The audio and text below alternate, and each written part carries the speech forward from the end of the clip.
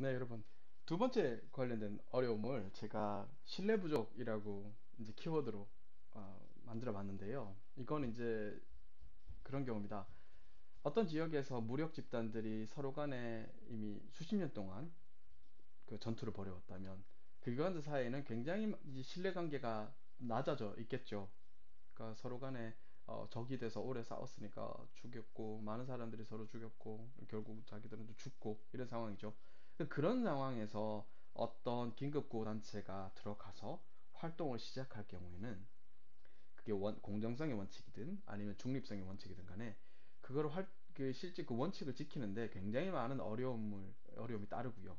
많은 오해를 불러올 여지들이 생긴다는 것입니다. 이러한 문제들을 조금 더 설명드리기 위해서 제가 시나리오를 하나 준비해 봤는데요.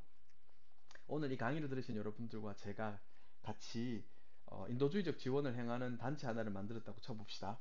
Humanitarian Aid Team이에요. HAT, HAT. 이름 괜찮은가요? 그래서 우리가 같이 이제 여기 이제 정책 결정자로 여기 참여를 한다고 가상을 한번 해봅시다. 시나리오로. 그리고 이제 우리가 활동에 필요한 여러 가지 물자들을 이제 조성할 수 있었어요. 그리고 우리의 단체를 이제 어떤 나라에 현장 오피스를 만들어서 이제 우리 이제 그 대표한 사람을 거기에 파견했습니다. 그런데 어느 날 그 대표가 우리 오피스로 이제 한국에 있는 오피스로 전화를 했어요. 전화를 받았더니 지금 일주일 전에 어떤 지역에서 전투가 벌어졌는데 그래서 G1이라는 그 집단과 G2라는 집단이 전투를 벌였는데 아주 큰 전투였습니다. 사람들이 많이 다쳤고 지금 긴급하게 지원을 해야 될 것 같은데 어떻게 하면 좋을까요? 라고 이제 전화를 했다고 쳐요.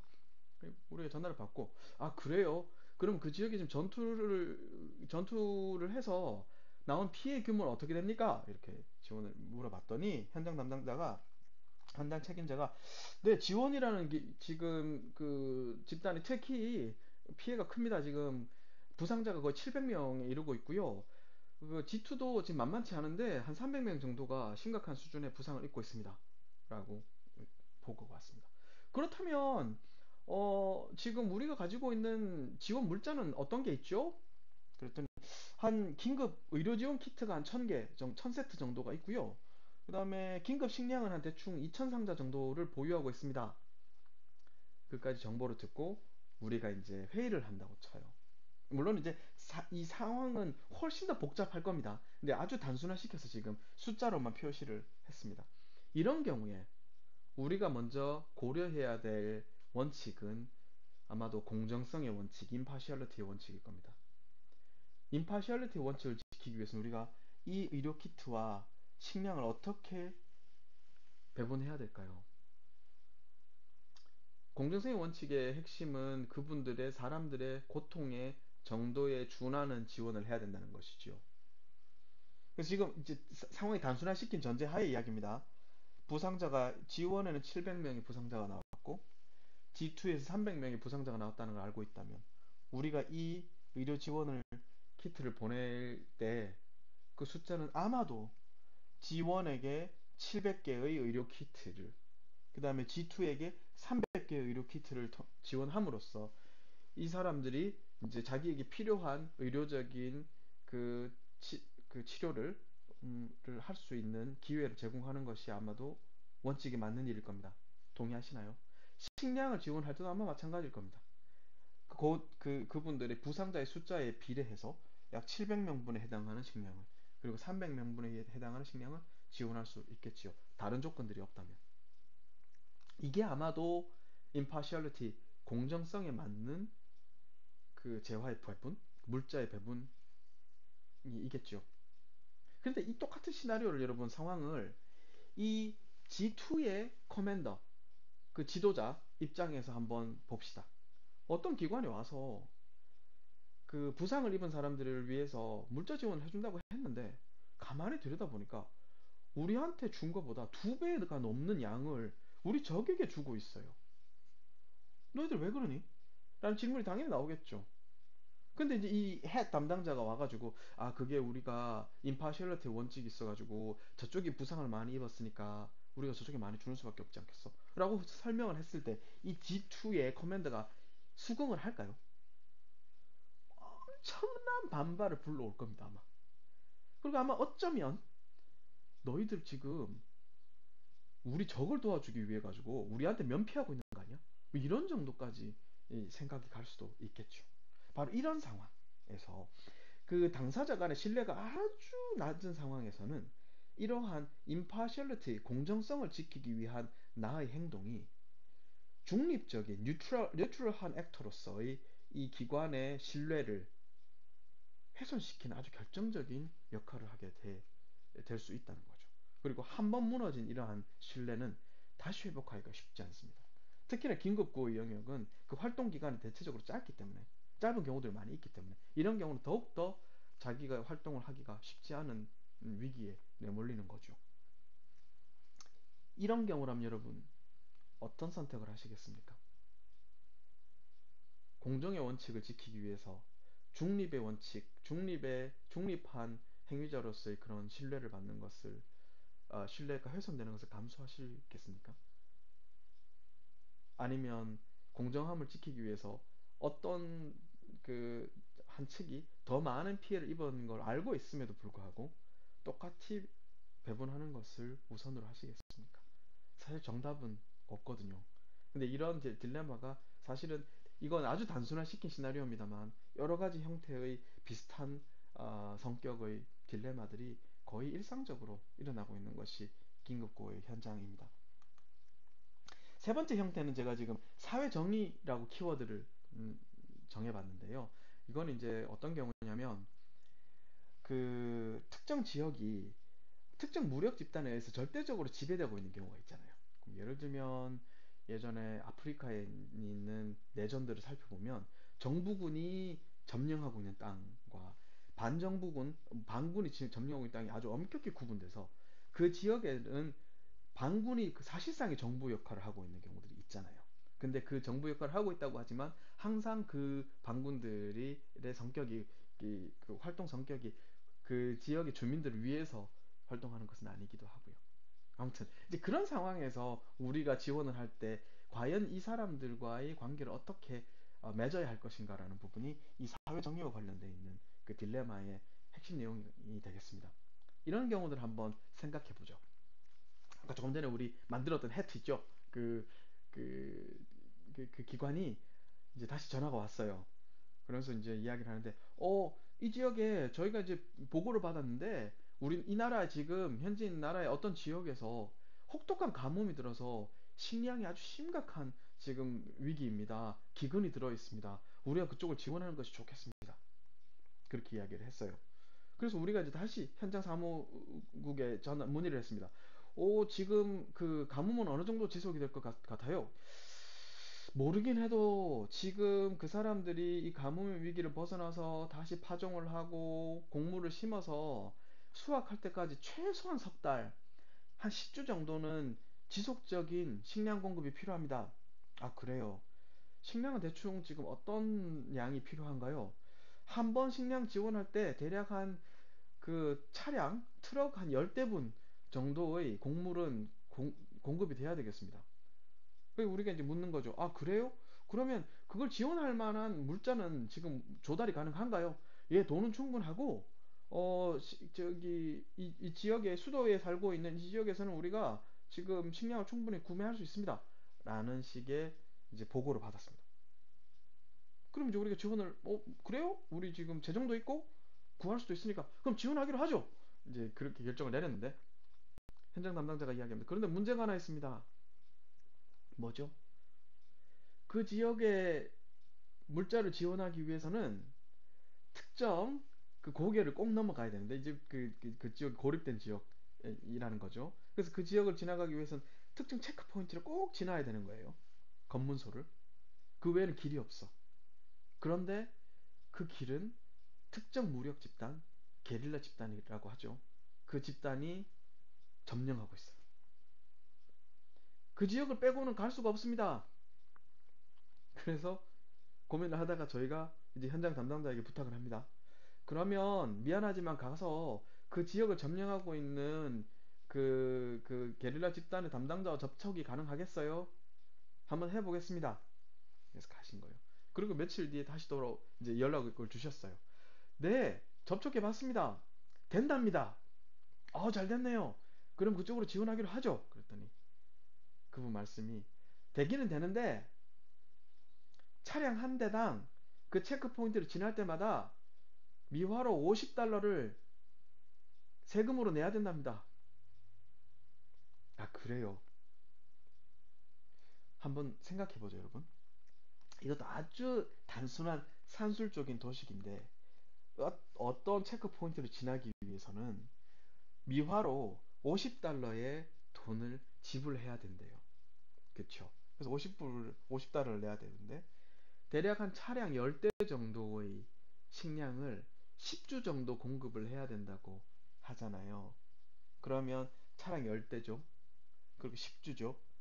근데 왕복해야 되잖아요. 들어가는데 50달러, 나오는데 50달러를 내야 되는 거죠.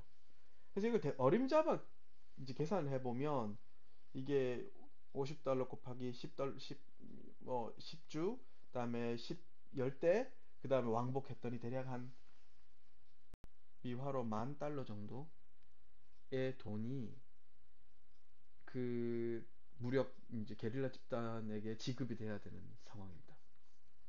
여기서 이제 또 다른 딜레마가 사실 생기는 거죠. 이런 형태로 사실 돈을 버는 게릴라 집단들이 굉장히 많습니다.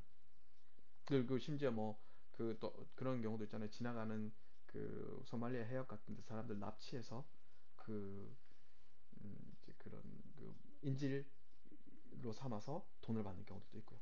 아무튼 이런 경우에 우리 HAT, HAT라는 기관은 결정을 내려야 합니다. 지금 당장 가뭄 때문에 죽어가는 사람들을 살리기 위해서 이 무력 집단에게 10,000달러의 돈을 줄 것인가?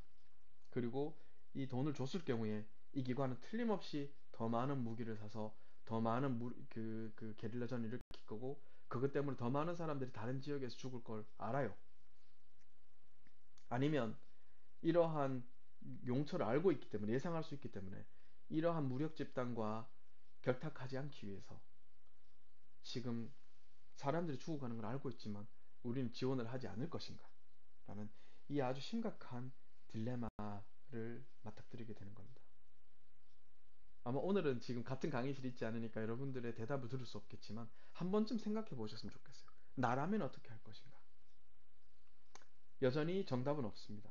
사실은 구호 기관들 사이에서도 의견이 많이 엇갈리거든요. 어떤 기관들은 이제 이건 그냥 하나의 가상 시나리오입니다만 아주 유사한 형태의 다른 시나리오들이 있어요. 예를 들면 어떤 그 레퓨지 캠프, 그 난민 캠프에 지원을 하는데 그 난민 캠프 안에 무력 집단의 그런 그 사람들이 그 에이전트들이 거기에 침투를 한 거죠. 그래서 그 안에서 갱 조직을 만들고 그래서 그 조직의 일종의 내부 자치 프로세스를 모두 다 장악을 하는 겁니다.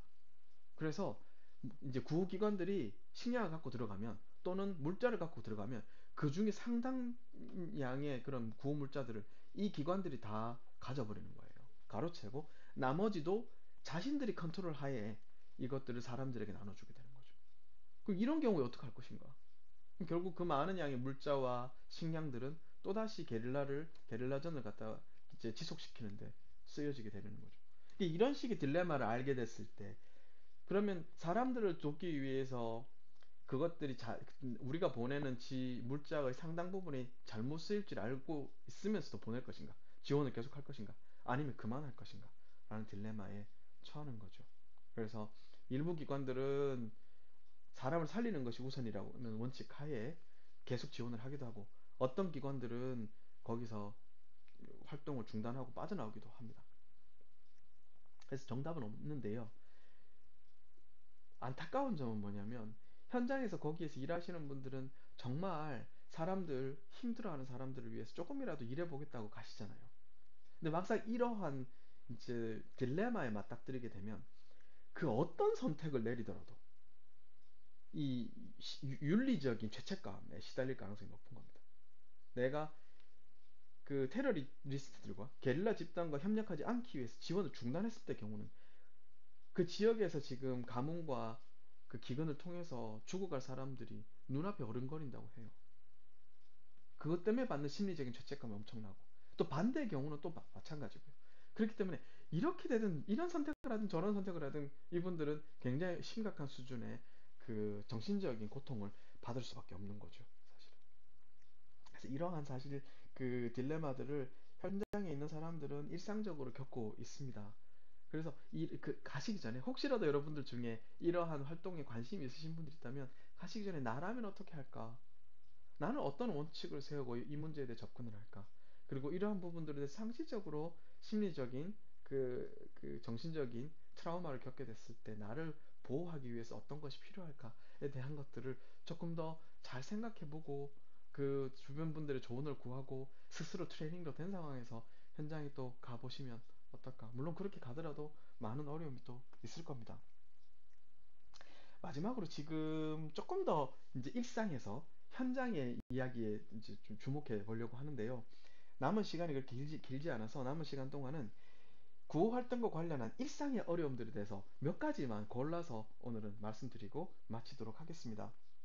우리가 현장의 실무자로 그 이제 그 전쟁을 겪고 있는 나라든 아니면 전쟁을 겪은 지 얼마 안 돼서 여러 가지 인프라스트럭처가 제대로 갖춰지지 않은 지역이든 아니면 상시적으로 장기 그 지역의 기근이나 개발 정도가 아직까지 충분치 않아서 여러 가지 삶의 조건들이 이제 많은 어려움들에 처해 있을 때 우리는 그런 지역의 현장 실무자로 갔을 때 어떤 어려움들을 우리가 예상하고 또 준비해야 될까라는 고민 속에서 만들어 본 슬라이드입니다. 그런 어려움들을 크게 한 5가지로 구분해 보면 특히나 이제 분쟁 지역들에서는요. 정치화된 폭력들이 있죠. 예를 들면 뭐 어, 우리가 그 전쟁이 끝난 지역의 아프가니스탄 같은 데 갔을 때 미국이 무력으로 사실상 점령한 상태였잖아요. 그런 경우에는 그 지역의 사람들이 유럽이나 서구에서 온 많은 사람들에게 정치적인 반감을 많이 갖고 있거든요. 즉 바로 그 반감의 영역에 이 당시에 그 알카에다나 이런 그 오사마 빈 라덴을 중심으로 했던 그런 그 무력 집단들, 게릴라 집단들이 거기 그 사람들의 이제 불만에 이제 침투를 해서 그 조직적인 그 무력 저항을 아주 공고화하는 그런 활동들이 있잖아요. 그러니까 그런 식의 그 지역에서 그 예를 들어서 그 외부 지역 사람들이 들어간다면 우리는 이제 그런 면에서 아시아인이라서 좀 생김새가 유럽에서 온 활동가들이랑 다르긴 하지만 어쨌든 들어갔을 때 이방인이라는 게 굉장히 명확하게 드러나잖아요. 이럴 때는 우리의 행동 여부와 관련 없이 타겟이 되는 경우들이 생기거든요. 두 번째는 이거 뭐 오히려 더 일상적이지만 사람들이 더 많이 불편함을 겪는 일이기도 합니다. 뭐 이렇게 세니터리 그런 그 위생과 관련돼 있는 여러 가지 그 자원이나 또는 시설이 낙후돼 있잖아요. 그리고 또 의료 그 기관들이 그 서비스가 제대로 확립되어 있지 않기 때문에 내가 아팠을 때 나를 지키는 일들을 스스로 해결해야 되는 조건들이 많이 있죠. 그 다음에 이렇게 정치적으로 모빌라이즈 된 바이올런스 말고 일상적으로 일어나는 크라임들도 많아요. 그 범죄들이. 그러니까 뭐 시장에 가보면 국가 자체가 없는 거죠. 경찰이 없습니다. 그 사회에서 사람들 사이에 그런 여러 가지 활동들을 제어하는 것은 서로 간에 암묵적으로 합의된 프로토콜밖에 없거든요. 그런 속에서 사람들이 어떤 갱이나 그 무력 집단들이 개입하기로 맘먹었을 때는 사실 그 지역의 속수무책으로 당하는 수밖에 단기적으로는요. 이제 그런 상황에서 눈에 띄는 외국인 활동가가 거기에 들어갔을 때 어떻게 자기를 지킬 것인가에 대한 또 문제가 있고요. 그 다음에 이제 violence by anger step beneficiary 이건 이제 우리가 같이 일해야 되는 사람들 있죠. 그리고 또 우리 활동의 대상자가 되는 분들이 오히려 이제 우리의 활동 또는 우리의 태도에 오해를 갖고 또는 다른 이유 때문에 오히려 우리를 공격하는 문제들도 이제 왕왕 일어나거든요. 이런 때 이제 우리를 지키기 위해서는 어떻게 할 것인가? 그리고 마지막으로 셀프 드레시라고 해서 우리가 사실 잘 모르거나 현지 이 환경에 무지하거나 또는 너무 이제 그런 기관에 오랫동안 일하다 보면 자기도 모르게 경계심을 늦추게 되기도 하고 또는 삶의 무료함을 이게 사실 좀 딜레마 이게 모순적으로 들릴 수도 있겠지만 그런 현장에서 계속 일하다 보면 자기도 모르게 일상이 기계화되고 그래서 무료함을 느끼고 무기력함을 느끼는 경우들이 많이 있거든요. 이제 그러다 보면 사람들이 현장 실무자들이 술에 의지한다거나 뭐 이제 그런 이 그 삶의 패턴이 생기면서 스스로를 위험에 빠뜨리는 경우들도 종종 생기곤 합니다. 이제 이러한 경우들이 발생했을 때 우린 스스로를 어떻게 지킬 것인가와 관련해서 한번 고민을 해보는 것도 필요하거든요. 그래서 사실 여러분들 이제 이런 문제들에 대해서 여러 가지 시나리오를 미리 한번 들어보고 아, 이럴 때는 내가 이렇게 행동하면 참 좋겠구나. 아, 이렇게 생각해 보는 것도 필요할 것 같아요. 오늘은 시간이 지금 한 6, 7분 정도 남았는데요. 그 관련해서는 세니터리 이슈 랑 그다음에 제너럴 크라임 관련해서 조금만 이야기를 드리고 마치도록 하겠습니다. 물이죠. 지금 이건 뭐 제가 그 인도에 이제 그 생수 회사의 사진을 좀 가져와 봤는데요. 사실은 이제 제가 2003년부터 한 2007년 사이에 여러 이제 동남아, 특히 남아시아, 동남아시아 지역의 일부 국가들에서 실무자로 일을 했을 텐데요. 그 중에 제 개인적으로 겪었던 고통 중에 하나가 물과 관련된 겁니다. 그러니까 한국은 이제 이 나라에서 이런 나라들이 기본적으로 사실은 그 상수도 시설이 그 제대로 갖춰져 있지 않기 때문에 물을 그 수도꼭지에서 나오는 물 그대로 마셨을 경우에 탈이 날 경우들이 많죠. 그리고 이제 이런 기관에 일을 하다 보면 외부로 출장을 나가야 되는 경우들이 많이 있잖아요. 이제 출장을 나갔을 때 현지에서 받게 되는 물들은 끓여 먹지 않으면 탈이 무조건 나게 되어 있습니다. 근데 항상 물을 끓여 먹을 수는 없잖아요. 그러니까 좀 안전하게 살기 위해서 생수를 사 먹게 마련인데 문제는 많은 지역에서는 생수도 못 믿을 경우들이 많죠. 많다는 겁니다. 그 사람들 중에는 그러한 이 생수를 그 빈병들을 모아다가 씻어가지고 그 자기들이 물을 담아서 조금 그 중에서 돈이 좀 있고 기술이 있는 양반들은 그 위에 이 실링하는 캡 있죠. 이 캡을 실링하는 기계를 사요. 그래가지고 아주 새 물인 것처럼 실링해서 팔기도 하고. 이제 그게 안 되는 사람들은 이제 뚜껑을 닫아가지고 물을 얼리는 거죠. 그러면 사실 이제 가게에 그렇게 납품을 하면 가게 입장에서 계속 얼려놓고 있다가 손님들이 와서 물 주세요 이렇게 하면 여기 시원한 물 있다고 냉동수 있다고 그러면서 뚜껑을 따서 주는 겁니다. 그러면 이제 받는 제 입장에서는 이게 어떻게 나온 물인지 뭐 알 수가 없죠. 그러니까 사실 그런 것 때문에 돈을 주고 생수를 사 마셨는데 엄청 탈이 나서 고생하는 경우도 많이 있거든요. 굉장히 조심해야 되는 문제입니다. 그리고 이제 이런 문제 이 위생들이 생겼을 때는 사실은 처음에 도착했을 때 1, 2주 정도는 우리가 사실 방법이 없어요. 그러니까 극도로 조심하고 가장 안전한 방법을 찾아서 살 수밖에 없는데 그 다음부터는 현지 사람들이 이런 물들을 감별하는 방식들도 있고 또는 피해야 되는 브랜드들도 있고 또 그분들 중에서 조금 더 신뢰하는 가게들이 또 있고 이제 이러면서 현지 사람들이 거기서 자기를 지키는 방식들을 조금씩 조금씩 같이 생활하면서 배워 나가는 것이 사실 이런 현재 거기서 여러 다양한 시나리오 속에서 자기를 지키는 굉장히 유용한 방법이기도 합니다. 음, 마지막으로 여러 가지 우리가 일상에서 겪는 리스크와 관련된 부분들 중에서 무력 분쟁이 많이 일어났던 지역, 그래서 치안이 어려운 그 불안정한 지역에 갔을 때는 역시 무장 군인을 대하는 태도가 굉장히 중요한데요. 이 중에 그 제가 여러 경로를 통해서 학생들이랑 대화를 할 때 학생들이 가지고 있는 인식이랑 이제 현재의 상황들이 갭이 생기는 경우들이 가장 많이 나타나는 항목이 바로 이 무장 군인을 대하는 문제입니다. 사실은 우리가 그런 분쟁 지역에서 맞닥뜨리게 되는 그 무장 군인들은 우리가 지금 한국에서 생각하게 되는 군인들과는 이 행동 양태가 완전히 다르거든요. 그러니까 그 사람들은 당연히 뭐 유니폼을 안 입은 경우도 또 많고요. 그다음에 트레인이 제대로 되지 않은 군인들도 많습니다. 그래서 총을 어떻게 쏘는지, 그래서 어떻게 상대방을 효과적으로 이렇게 상해를 입히는지에 대해서는 트레이닝이 돼 있지만 군인으로서 자신들이 지켜야 될 선이라든가 조직적인 활동과 관련돼 있는 그런 위계 체계라든가 이런 것들에 대한 트레이닝이 전혀 안 돼 있기 때문에 그 중에 어떤 사람이 돌발적인 행동을 할지 아무도 모르거든요.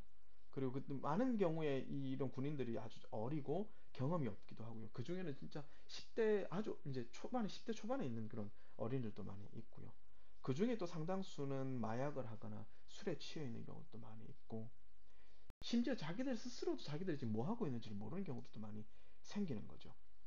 그래서 이 사람들이 물론 그 지역에 있는 그 주요 무력 집단이나 또는 주역의 그 명망가들에 의해서 통제되고 있는 큰 틀에서는 그런 기관들이기도 하지만, 이 사람들이 어떤 체크 포인트를 지키고 있을 때 그렇게 통제되고 있는 일종의 급료를 받고 있는 프로페셔널과 이 범죄자들 사이 그 어느 중간에 있습니다. 근데 그 중에 그날 그 특정 시간에 어느 위치에 서 있는지는 우리도 알지 못하는 거지요. 그런 경우에 이제 이 사람들은 한편으로는 그 지역의 치안을 지켜주는 사람이기도 하지만, 한편으로는 가장 직접적으로 치안을 위협하는 사람들이기도 하거든요.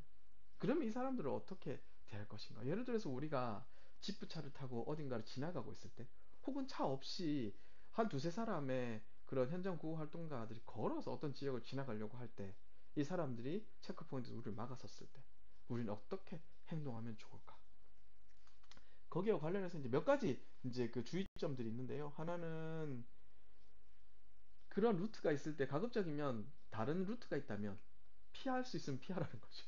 다른 루트로 돌아가는 것이 사실 가장 효과적인 방법 중에 하나고요. 두 번째는 여기에서 도망갈 수 있는가? 예기치 않게 맞닥뜨렸을 경우에는 이 사람들에게 충분한 안전거리가 확보되어 있는가? 또는 아닌 척하면서 못 본 척하면서 이렇게 그 사람들의 시선을 회유해서 도망칠 수 있는 방법이 있는가를 아주 조심해서 볼 필요가 있습니다. 그래서 확신이 있을 땐, 그리고 이것도 도착한 초기에는 함부로 쓰시면 안 되고요. 몇 주 지나서 혹은 몇 달이 지나서 어느 정도 그 상황에 대해서 이해가 됐을 때, 확실히 여기서는 내가 이 상황을 회피할 수 있겠다 싶을 땐 회피하는 것도 하나의 방법입니다. 그리고 선글라스나 이런 것들을 끼고 있을 때는 이런 부분들이 이제 굉장히 중요한 부분인데요. 그 사람들에게 눈에 띄지 않는 행동을 하는 거 사실 굉장히 중요하거든요. 선글라스 꼈을 때는 상대가 제 눈을 볼 수가 없잖아요. 이게 한편으로는 안전해 보이지만, 이게 한편으로 그쪽에서 굉장한 그 상대방에게 불안함을 주는 행동이거든요. 이런 데 굉장히 조심해야 되고요. 그 다음에 이제 그 사람들이 필요로 그 사람들이 그 매력을 느낄 만한 물건들은 최대한 안 가지고 다니는 게 좋습니다. 예를 들면 사탕이라든가 또는 담배라든가 또는 뭐 휴대폰 배터리 차저 같은 거 있죠. 아니면 또 휴대폰 같은 경우도 있고요. 그런 것도 저도 이제 사실은 이제 리서치를 위해서 그런 곳에 가면 집에 있는 거 다 두고요. 그 현지에서 살 수 있는 한 20달러 정도 하는 노키아 그 휴대폰 있잖아요. 아, 특정 브랜드를 이야기하면 안 되나요? 아무튼 굉장히 싼 그 미니멀한 수준의 문자 정도 주고받는 휴대폰 들고 다니거든요. 그래서 그 사람들에게 쟤를 뭐 이렇게 해서 뭔가를 가져가야겠다라는 욕구를 최대한 불러일으키지 않도록 하는 것도 필요하고요. 그 다음에 그 제 신뢰감을 높이기 위해서 제가 가지고 있는 활동 아이디나 명함 같은 거를 보여주는 것도 하나의 방법입니다. 그런데 이제 그런 걸 보여줄 때는 가급적이면 그 신분증 그 사람 손에 넘기지 않는 게 좋아요. 보여주고 다시 돌아와 가져오는 경우들이 많이 이게 필요하거든요. 왜냐하면 이걸 줬을 경우에 일단 그 사람들 손에 들어가면 제 컨트롤 밖에 있잖아요. 그럼 그 뒤에 그걸 가지고 뭘 할지 사실 알 수가 없거든요.